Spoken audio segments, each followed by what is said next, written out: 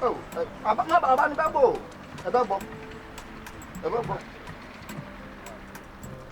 Yeah, we'll crown and we'll crown and Emmett Winnow. 5363. Now, remember, kind of book. I'm also away. I beg you. Oh, wait. No, I need a penny to send you to me because you are some. Ah, Massa, company, or buy what fellow to do. The Mercury, Mr. Office, can I see how I got some idea?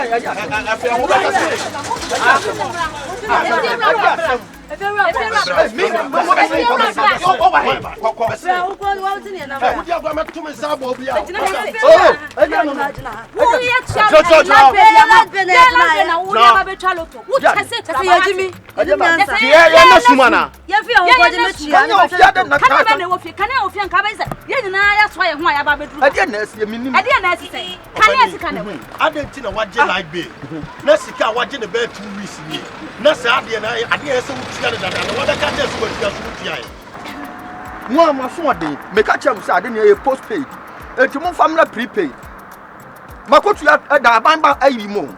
A bank office him. A bank cross with him. Because you are a free bay. And then I'm coaching. Oh, a free bay. Let's watch you green now. William, let's a scandal channel. Where are I am? 1 to 90, 1 to 90, 1 to 90, quarter. Massa, yes, I can have 1 to 90. We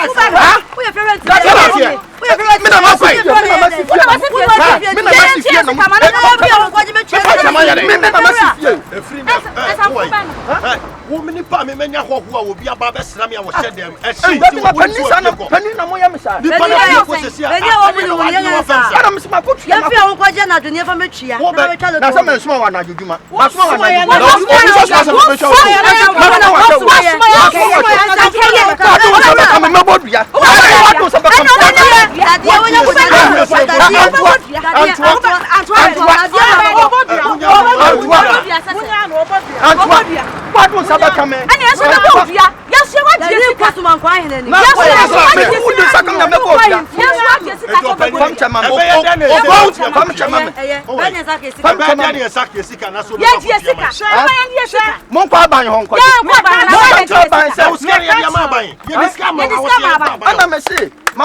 Me say, me catch your plane. Ye could see a sicano. Me are sure who might from what does sumu? What's the war? What's it? What does sumu? Yabasha. Yes, we are yes,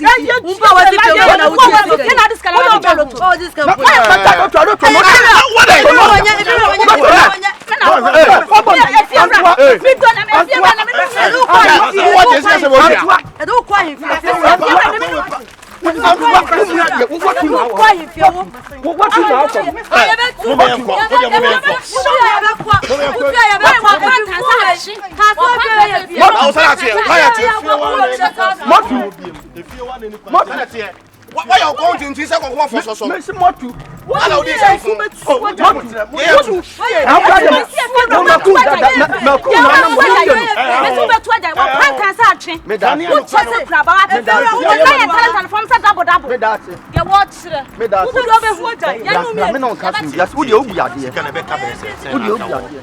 Sana say fear home one or better nephew. Make oh yeah sure. I'm not feeling so. Sana looking out.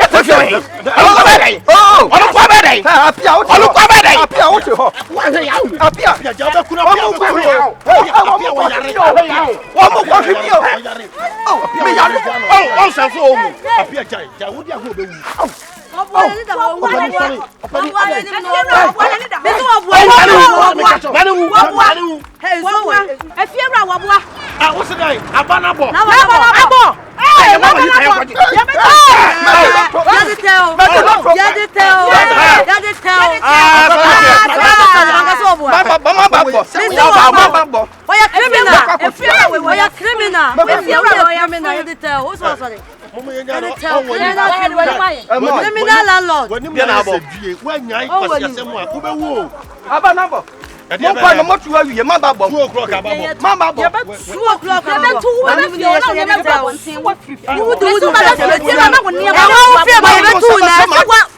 feel when they will see what and why they don't go to my fire and watch up. You don't cost my money. Where that dear? Where that dear boy, where that dear? Don't rock cry. Don't roll your ring. What's it? If you're a bonnet, then I think Tim said, I shall walk for. Must one more gamma. Must one more gamma. Must one more gamma. Must one more gamma. I shall walk for. Move Jalibian better to him when I'm winning, and the secret to Mamma. Move Jalibian better to him, Madame. Yeah, I am a son for Kodopokuma Halani. Give me a break, for God's sake. Okay?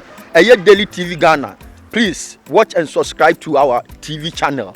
Our comment section was here. Like it, comment it. Baby, what Daily TV Ghana biano. It's about joy. Nijie, a futu, serious. Yare who flew. Who person when niji, who stressing, and I said, yeah, I dear beer, 777 when you beg Giabrabumu, and I say, when you have a word, yeah, Daily TV Ghana. Simple and short. Give me a break and for God's sake. Yes, show Daily TV.